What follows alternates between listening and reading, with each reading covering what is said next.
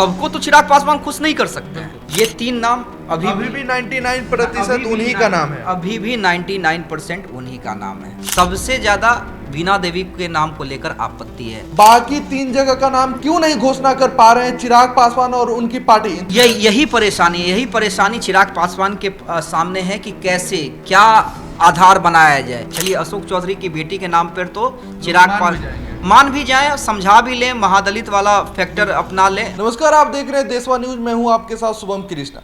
देखिए, एनडीए के जो तमाम दल है, बात कर ले भारतीय जनता पार्टी की, बात कर ले जेडीयू के, तमाम उम्मीदवारों को जो है सिंबल दे दिया गया है, घोषणा कर दिया गया है कि कौन कहां से लड़ेगा। बाकी बच गए उपेंद्र कुशवाहा और मांझी जी, तो इनका भी फिक्स है कि वो लोग कहां से लड़ेंगे। लेकिन पेच कहां फंस रहा है? जी हाँ, पेच फंस रहा है लोजपा रामविलास। जी हाँ, चिराग पासवान की पार्टी में सिर्फ 2 ही जगह से लोगों को पता चल पाया है कि कौन होंगे उम्मीदवार। बाकी 3 जगह का नाम क्यों नहीं घोषणा कर पा रहे हैं चिराग पासवान और उनकी पार्टी? इन तमाम मुद्दों पे बातचीत करेंगे, समझेंगे देशवा न्यूज के group editor Amit Jha sir से। सर, बहुत स्वागत है आपका। देखिए शुभम, आपने बिल्कुल ठीक कहा कि घोषणा क्यों नहीं कर पा रहे हैं चिराग पासवान। देखिए, कल उम्मीद थी और मैंने कहा भी था कि कल से लेकर आज तक में घोषणा हो जाएगी। कल मंथन का दौर भी चला और नाम जो हमने बताए हैं, फिर से एक बार हम नाम बता देते हैं।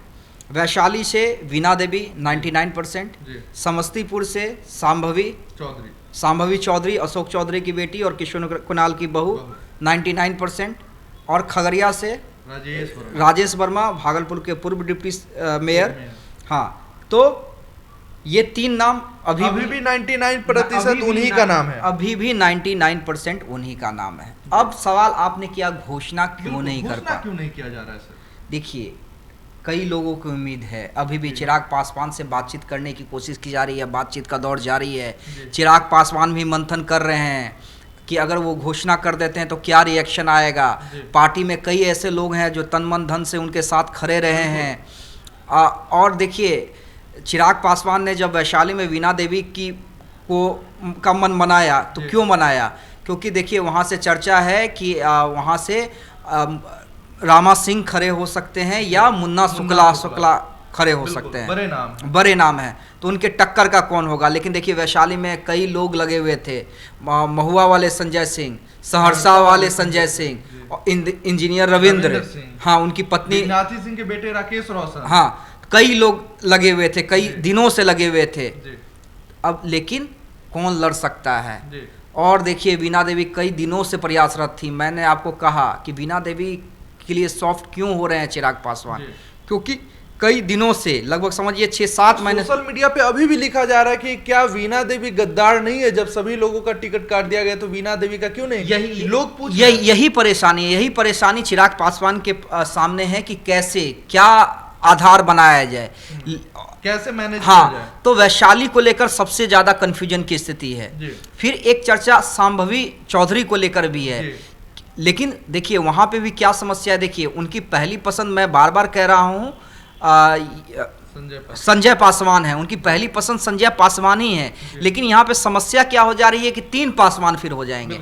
और मैंने कल भी कहा था कि ये मैसेज नहीं देना है कि पासवान का नेता नहीं बनना है, उन्हें दलितों का नेता बनना है। तो महादलित कैंडिडेट सांभवी चौधरी, तो इसलिए सांभवी चौधरी का वहां से फाइनल 99% हुआ है।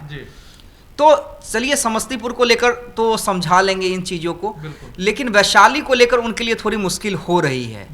उसके बाद अब आते हैं खगड़िया। सर, खगड़िया से भी उनके जो मुसलमान नेता है, पार्टी के समर्पित नेता है, वो भी नाराज होते हुए दिख रहे, कह रहे कार्यकर्ता को मिलना चाहिए, पुराने कार्यकर्ता को मिलना चाहिए। देखिए, आपने देखा भी होगा कि अरुण कुमार ने पार्टी छोड़ी। चिराग पासवान ने उनका जवाब भी दिया, बड़े सलीके से जवाब दिया कि भाई देखिए, कि अगर मेरे पास नवादा और जहानाबाद की सीट आती और तब मैं उन्हें टिकट नहीं देता, तब ये आप मुझ पर ये आरोप लगा सकते थे। हाँ, धोखा दिया। और धोखा तब होता है जब मैं कोई कमिटमेंट करके लाता। मैंने कोई कमिटमेंट नहीं किया था, और इसी से मैं पहचान होती है कौन पार्टी के साथ खड़ा है, कौन नहीं खड़ा है। तो देखिए, चुनावी मौसम है, और चुनावी मौसम में मैं बार बार कहता हूँ शुभम, कोई खुश होता है तो कोई नाराज होता है, कोई साधु नहीं है। सब राजनीति करने के लिए आए हैं। चिराग भी राजनीति कर रहे हैं। उनके जो समर्थक हैं, जो उनके टिकट की चाह लगाए हुए हैं, वो भी आप देखिए ना, वही गुंजन सिंह है ना नवादा से, जो चिराग पासवान की परिक्रमा कर रहे थे। आज नहीं मिला सीट तो निर्दलीय खड़ा है।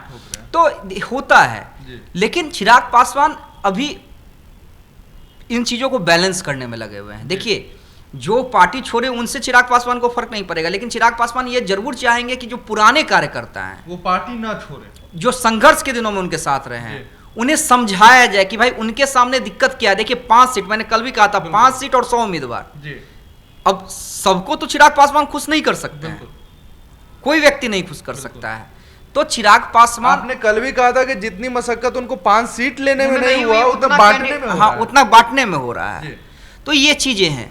अब चिराग पासवान को तय करना है। देखिए, पार्टी में मंथन का दौर अब भी जारी है, अब भी जारी है, और सबसे ज्यादा बीना देवी के नाम को लेकर आपत्ति है। चलिए, अशोक चौधरी की बेटी के नाम पर तो चिराग मान भी जाए, समझा भी ले, महादलित वाला फैक्टर अपना ले, महादलित प्लस भूमियार दोनों फैक्टर हो जाएगा ना। हाँ, दोनों फैक्टर हो जाएगा। लेकिन यहाँ पर वैशाली एक थोड़ा सा उनके लिए परेशानी का सबब है, और ऐसे में देखिए चिराग पासवान कब घोषणा करते हैं, लेकिन जल्दी कर देंगे। मुझे वैशाली में ही फंसा हुआ है, वैशाली के लिए ही जो है लोगों को वो समझा बुझा रहे हैं। बिल्कुल नहीं, देखिए समझाना बुझाना अगर नेता घोषणा कर दे, लेकिन मंथन का दौर जारी है। जो उनके करीब के नेता हैं, जो पार्टी में नंबर 1, 2, 3 की पोजीशन रखते हैं, चिराग पासवान के बाद उनके साथ मंथन का दौर जारी है कि क्या कहा जाए, कैसे अनाउंस किया जाए।